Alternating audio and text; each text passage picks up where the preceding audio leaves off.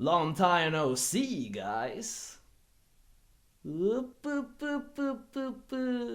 up, everybody? Welcome to a rad review, the show on Darkbad TV where I do an awesome review of an awesome game. Let's do this.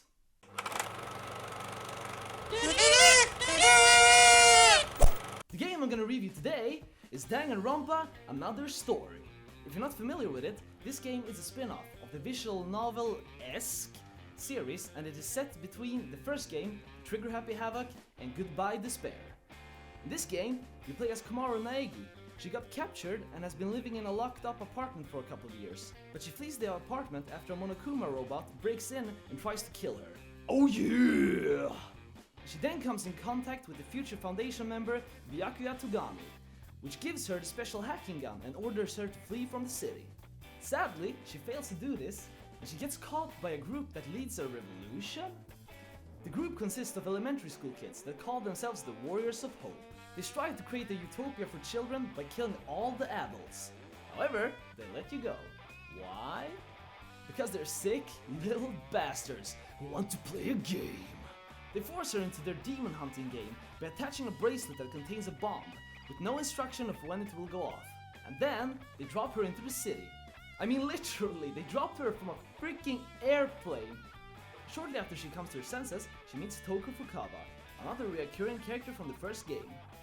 After Komaru tells her that Byakuya probably got kidnapped, they team up to find Byakuya and escape the city.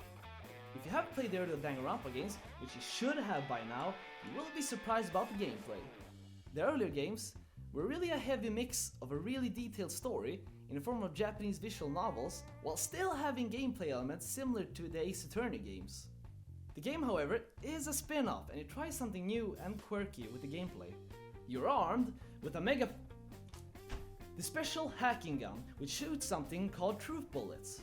Truth bullets are basically the ammo that have cool neon colors and effects and do different things. You have the basic one, Break, that destroys the Monokumas in a couple of hits or a well-placed shot in the red eye. Quite basic, and we also have the second starting bullet named Move, which is infinite, because it lets you interact with various stuff in the game. You pick up a handful of bullets that do other wacky stuff in the game, but I'll let you discover them for yourselves. Your new teammate, Toko Fukawa, also plays a big role in the gameplay. If you remember her from the first game, she has her split personality named Genocide Jack, which she now controls by shoving a freaking stun gun in her head. That can't be healthy at all. It's kinda cool.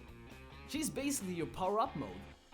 Just hit triangle to tag her in for a moment to cut up your enemies. The Genocide Jack mode totally wrecks Monokumas and is kinda OP, but you can only use it in short bursts. And actually, you do have to fill up her lust gauge to be able to tag her in. Both characters are also upgradable when you level up and gather Monokuma coins from fallen enemies. The upgrades are everything from different bullet perks to mad boosts in Genocide Jack's abilities that you attach to make yourself more durable and easier to control. Something that I liked about the gameplay is that it featured moments where it encourages you to be smart with the usage of your truth bullets, which can be helpful since ammo can be scarce if you're bad at aiming. Having said that, the controls are a bit clunky for being a third-person shooter. I had a hard time hitting weak spots of Monokumas in the beginning, but I guess I quickly adapted to it, and there were moments where I was a bit frustrated because the controls are a bit stiff, so it's hard to dodge stuff. But when it comes to the enemies, it's mostly cliché stuff, like enemies hiding behind covers just waiting for you to pass them so they can get a jump on you. Something that stays true in the Danganronpa franchise is that this game has riddles in the gameplay. And these are some pretty creative riddles that the kids have set up to halt your progress in the game. These riddles take out the detective in you and also lets you use the truth bullets in a smarter way. But they aren't that hard, you just need some common sense. Ain't no kid outsmarting me! Honestly though, the jump to a survival shooter type of game is pretty odd in my opinion. And it wasn't really necessary, because the former games were so rich in presenting a very deep and dark story, with a lot of characters that had very distinct personalities. Sure, the older games were more of a visual novel than an actual traditional game. But seriously, it was a real page-turner, and it was really hard to stop playing it, even though there were a lot of text and story. Because now and then, the shit hit the fan, that someone died, leaving you to solve the mystery of the murder. Who's the culprit and how did he do it? If you don't find out and point him out, you all die. And that's something I can really play for hours. This game, however, quickly gave me a very shallow and slow start. However, it still managed to get me interested in what's to happen, because the story is canon. So, I played through it, and what do you know?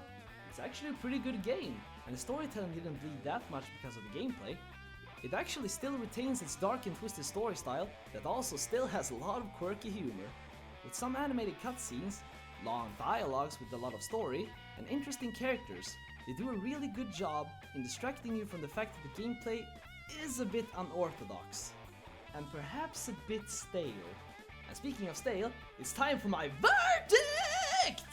My verdict for Danganronpa Another Story is that it actually is a pretty good spin-off. I had my doubts in the beginning, because I loved the style of the two earlier games, but it won me over with a decent story that fills up the gap between the earlier games. And I guess the game is a creative take on the survival shooting genre. I give the game a pretty rad score of 6 out of 10, because it's a pretty rad spin-off that dares to do something new with the game series. Thank you everybody for tuning in. Like, share and subscribe for more rad reviews and other footage. And as always, smell you later, douchebags. Yeah! Peace. When is the next Danganronpa game gonna come out? God damn it for living in Europe! Maybe I should just learn Japanese. It'll make my nerd life much more easier. And remember guys, click on the links left to right and watch the other shows. It has been a pleasure.